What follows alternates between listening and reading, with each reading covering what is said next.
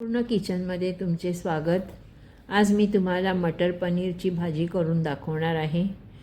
प्रथम कढईमध्ये थोडंसं तेल टाकून मी उभे चिरलेले कांदे 2 ते चांगले परतून घ्यायचे आहे सोनेरी रंगावर येईपर्यंत। त्यातच टोमॅटो घालायचा आहे, तोही छान परतून घ्यायचा आहे। काजू, अद्रक, लसूण हेही त्यामध्ये घालून परतून घ्यायचे आहेत। आता मी एकीकडे एक मसाला वाटते आहे जो आपण परतून घेतला आहे तो, आणि दुसरीकडे मी फोडणीची तयारी करते आहे। त्यामध्ये 2 पळी तेल घेतले आणि मिक्सरमध्ये वासलेला मसाला आहे तो चांगला परतून घ्यायचा आहे। साधारण बाजूने तेल सुटेपर्यंत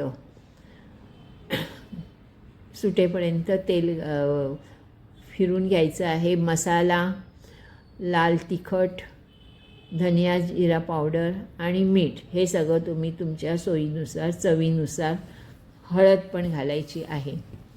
आता हेही चांगले मिश्रण बाजूने तेल सुटेपर्यंत फिरवून घ्यायचे आहे। त्यातच मी मटार टाकणार आणि बाजूला असलेले गरम पाणी तेही त्यामध्ये सोडायचे आहे। तसेच पनीरचे तुकडेही ते घ्यायचे आहे आणि झाकण ठेवून थोडं 10 मिनटं परतून घ्यायचे आहेत। सजावटीसाठी कसुरी मेथी आणि मलाई, फ्रेश क्रीम मलाई त्यात सोडायची। तुम्हाला आवडल्या असल्यास लाईक, शेअर,